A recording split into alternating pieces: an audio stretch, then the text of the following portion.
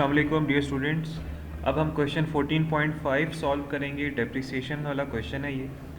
Question में देखें क्या लिखा हुआ है। ऑन 1 जनवरी 2021 द ट्रक, ये ट्रक्स होने चाहिए, trucks cost account showed balance of $50,000।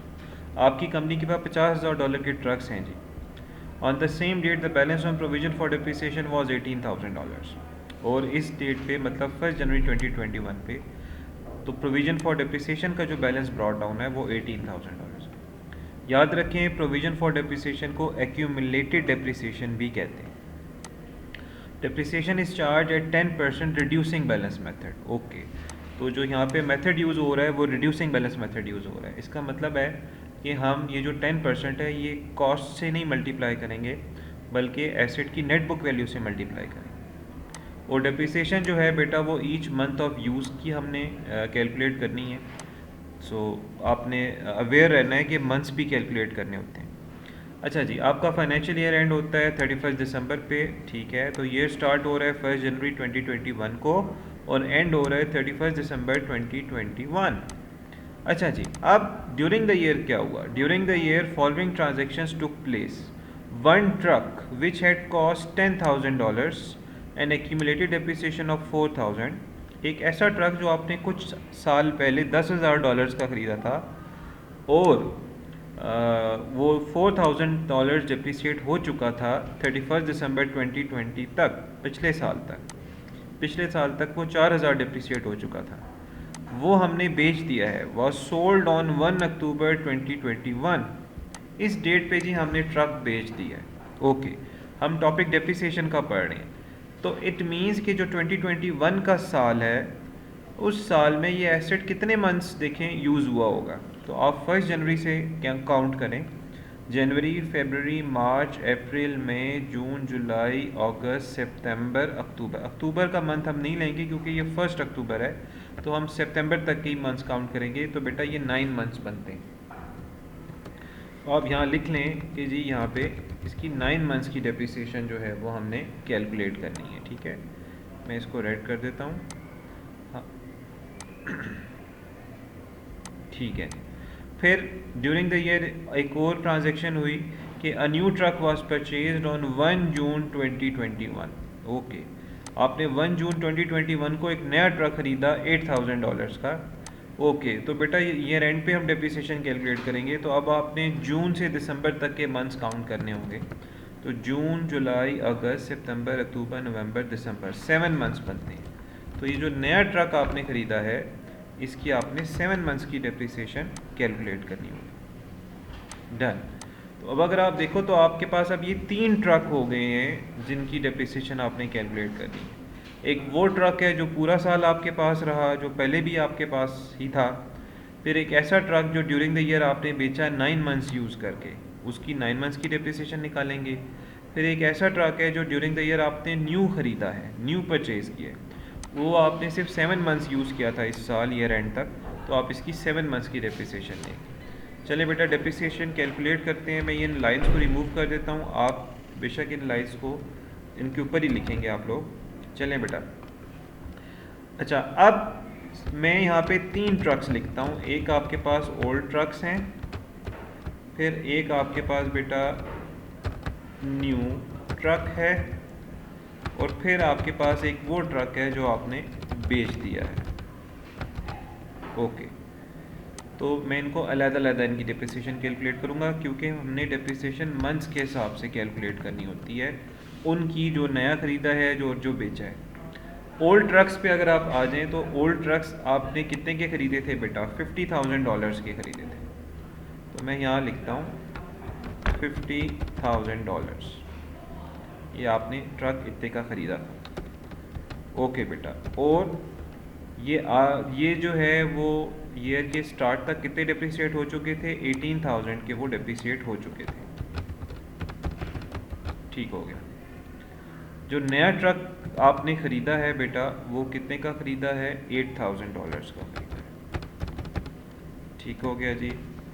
और जो ओल्ड ट्रक्स आपने बेचे हैं वो कितने का आपने ख़रीदा था बेटा, वो $10,000 का ख़रीदा था।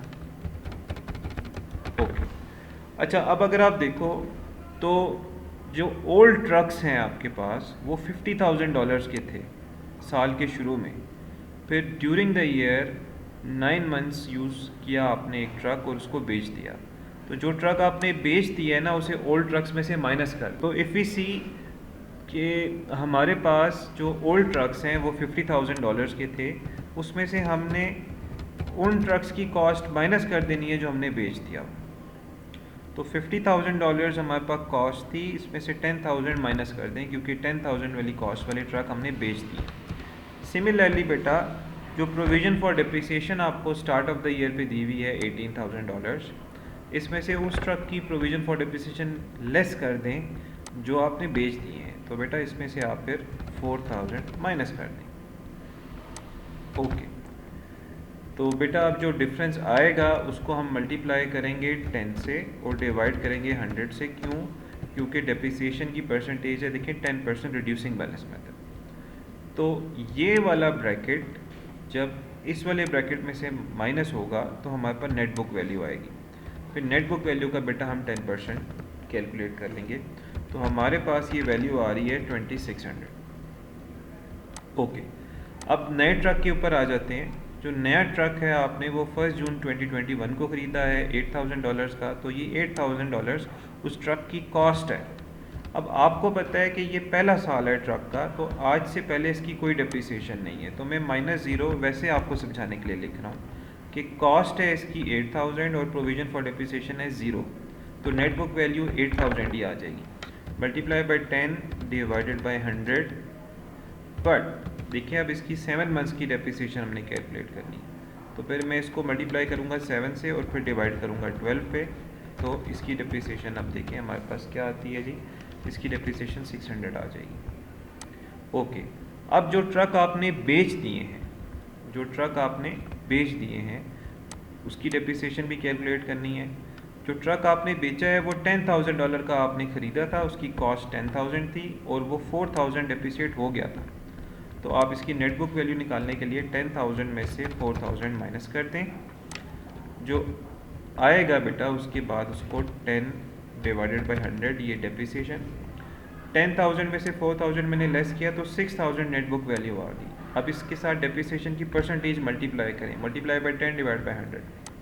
बट हमें पता है कि ये जो ट्रक आपने बेचा ये 9 मंथ्स आपने यूज़ किया था, तो 9/12 भी आगे इसके मल्टीप्लाई करना है आप जी बेटा। तो इसकी डेप्रिसिएशन आ रही है 450। तो ये सब कैलकुलेट करने के बाद हमारे पास जो टोटल डेप्रिसिएशन बनती है वो कैसे हम कैलकुलेट करेंगे, 2600 प्लस 600 प्लस 450, तो ये तीनों हम ऐड कर देंगे तो हमारे पास डेप्रिसिएशन बनती है 3650। यस, टोटल डेप्रिसिएशन जो है वो 3650 की आ रही है। चलें अब हमने इसकी क्या करनी है, डबल एंट्री रिकॉर्ड करनी है बेटा।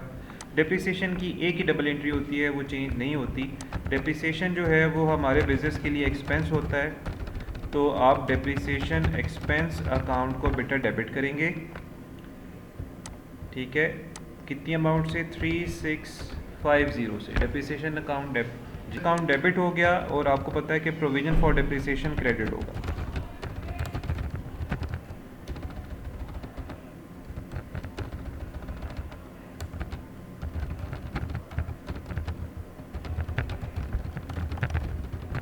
जी, और ये टोटल आ रहा है बेटा 3650। अच्छा, एक बहुत इंपॉर्टेंट चीज़ जो मैं आपको बताने लगा हूँ वो ये है, ज़रा गौर से सुनिएगा।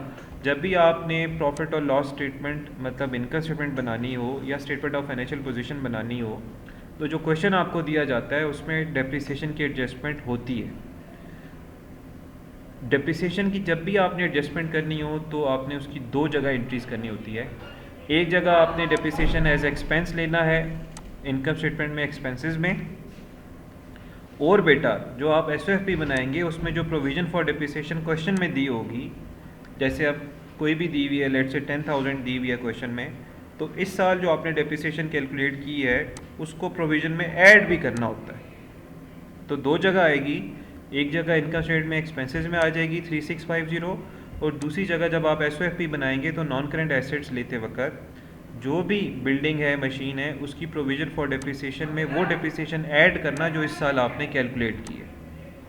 चलिए बेटा, डिप्रिसिएशन एक्सपेंस का अकाउंट बनाना है तो डबल एंट्री को देखेंगे। 3650 से डेबिट हो रहा है तो हम भी डेबिट कर देते हैं 3650। किसकी वजह से हो रहा है जी? ये प्रोविजन फॉर डिप्रिसिएशन की वजह से हो रहा है, ठीक है। डेट अगर आप देखेंगे तो ये एंड होता है 31 दिसंबर, बिल्कुल ठीक है। अब इसको आप टोटल करेंगे जी, ये टोटल हो गया। आपको पता है कि डिप्रिसिएशन एक्सपेंस का जो अकाउंट है उसका बैलेंस कैरी डाउन और ब्रॉड डाउन नहीं होता। तो 3650 यहाँ पे डेबिट है, इसी तरह 3650 यहीं पे क्रेडिट आ गया। और बेटा इसका जितनी भी अमाउंट बनेगी वो आपने कहाँ भेज देनी है? प्रॉफिट और लॉस स्टेटमेंट। पहले हम इसको इनकम स्टेटमेंट लिखा करते थे, अब आप इसको प्रॉफिट और लॉस स्टेटमेंट लिखोगे। डन बेटा। तो अब अगर आप देखो तो ये वाला जो पेज है आपका, ये तकरीबन हमने यहाँ पे इसको सॉल्व कर लिया है। एक चीज़ इस क्वेश्चन में रह गई है, हमने प्रोविज़न फॉर डिप्रिसिएशन का अकाउंट भी बनाना है। चले जी, अब प्रोविज़न फॉर डिप्रिसिएशन का अकाउंट भी बनाएंगे। हो सकता है कि ये जो अकाउंट है, ये प्रोविज़न फॉर डिप्रिसिएशन का जो अकाउंट है, ये आपको आपके नोट्स में बनाने के लिए ना दिया गया हो, लेकिन आप इस क्वेश्चन में इसको बनाएं। ये मैं इसलिए रिकॉर्ड कर रहा हूँ ताकि आप इसको ज़रा और अच्छे तरीके से समझ सको। अच्छा जी, तो आपको पता है बेटा प्रोविज़न बढ़ती है क्रेडिट साइड पे और प्रोविज़न जो है वो कम होती है डेबिट साइड पे, ठीक है। मैं आपको बताता हूँ।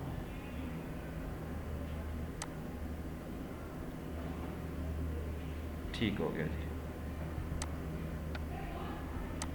तो यहाँ पे ही आ जाएगा, प्रोविज़न बढ़ती है क्रेडिट साइड पे। तो इसका मतलब है कि इसका जो बैलेंस ब्रॉड डाउन है वो बेटा यहाँ लेना है। तो सॉरी, अगर आप पहले ईयर लिख लें तो बेहतर रहेगा। तो यहाँ पे आप लिखें 2021, दोनों तरफ लिख लिया करें, ये आपका साल है। ओके, फिर आपका जो ईयर स्टार्ट हो रहा है वो जनवरी 1 को स्टार्ट हो रहा है। आप यहाँ पे लिखोगे बैलेंस ब्रॉड डाउन। अब क्वेश्चन में देखते हैं कि प्रोविज़न फॉर डिप्रिसिएशन का बैलेंस ब्रॉड डाउन कितना दिया हुआ है। तो बेटा ये तो $18,000 दिया हुआ है, ठीक हो गया। तो आप यहाँ पे आ जाएं और यहाँ पे लिखें $18,000। अब आप एंट्री को देखें, प्रोविज़न फॉर डिप्रिसिएशन देखें, डबल एंट्री जो है डिप्रिसिएशन की, उसमें प्रोविज़न फॉर डिप्रिसिएशन को क्रेडिट करना है, 3650 से क्रेडिट करना है। तो यहाँ पे हम आ जाते हैं 3650 से हम इसे क्रेडिट कर रहे हैं। तो प्रोविज़न क्रेडिट हुई है बेटा, देखो किसकी वजह से हुई है? डिप्रिसिएशन एक्सपेंस की वजह से। तो डिस्क्रिप्शन में हम लिखेंगे डिप्रिसिएशन एक्सपेंस अकाउंट, ठीक है। ओके, अब यहाँ तक तो बिल्कुल ठीक है। अब याद रखें बेटा, जब भी आपने कोई एसेट बेचा हो ड्यूरिंग द ईयर, तो उसकी प्रोविज़न फॉर डिप्रिसिएशन को भी हमने प्रोविज़न फॉर डिप्रिसिएशन के अकाउंट से रिमूव करना होता है। अब देखें, जो क्वेश्चन में हमें एसेट हमने बेचा था उसकी एक्यूमुलेटेड डिप्रिसिएशन मतलब प्रोविज़न फॉर डिप्रिसिएशन 4000 दी हुई थी, वो इस साल से पहले की थी, मतलब 31 अगस्त 2020 तक की दी हुई थी। इस साल जो हमने एसेट बेचा है उसकी डिप्रिसिएशन 450 बनती है। इसका मतलब है जो एसेट बेचा 4000 वो पहले से डिप्रिसिएट हुआ था, 450 हमने इस साल और डिप्रिसिएट कर दिया जो कि 9 मंथ्स का था। तो टोटल आपका जो बनेगा वो 4450 बनेगा। तो 4450 से आप प्रोविज़न फॉर डिप्रिसिएशन को कम भी करेंगे, क्यों? क्योंकि बेटा ये वो फर्नीचर है जो आपने बेच दिया है। तो प्रोविज़न को कम करना है तो डेबिट साइड पे कम करते हैं, ये डेबिट साइड है, किसकी वजह से? डिस्पोजल की वजह से। चलिए बेटा, अब इसके बाद हम इसका कर लेते हैं टोटल, दोनों साइड्स टोटल कर लें। अच्छा जी, तो बेटा ये वाली साइड बड़ी है हमारे पास 18,000 और 3650, इसको ऐड करते हैं तो ये 21650 आ जाएगा। इसमें से अब हम 4450 बेटा अमाउंट लेस कर देंगे, तो जो डिफरेंस आएगा आपके पास वो हो जाएगा बैलेंस कैरी डाउन, और ये जो है वो है 17,200। अच्छा, अब डेट डाल दें बेटा। देखें, जो बैलेंस कैरी डाउन की डेट है वो ये रेंट की होती है, और जो डिस्पोजल के पीछे आप डेट लिखेंगे वो डेट लिखेंगे जिस दिन आपने ये ट्रक बेचा है। तो ट्रक आपने बेचा है 1 अक्टूबर 2021, तो यहाँ पे हम लिख लेते हैं अक्टूबर 1। डन। ओके, तो बैलेंस कैरी डाउन जो होता है बेटा उसको ब्रॉड डाउन भी करना होता है, तो वो अपोजिट साइड पे ब्रॉड डाउन हो जाएगा। डेट ज़रा ठीक कर लें, ये आ जाएगा जनवरी 1, लेकिन ये 2022 शुरू हो गया है, ये ब्रॉड डाउन आ गया हमारे पास और वही अमाउंट आ जाएगी। So this is provision for depreciation account, आप इसका स्क्रीनशॉट ले लें। इस क्वेश्चन को खुद प्रैक्टिस करें, बहुत इंपॉर्टेंट क्वेश्चन है। ओके बेटा, थैंक यू वेरी मच, अल्लाह हाफिज़।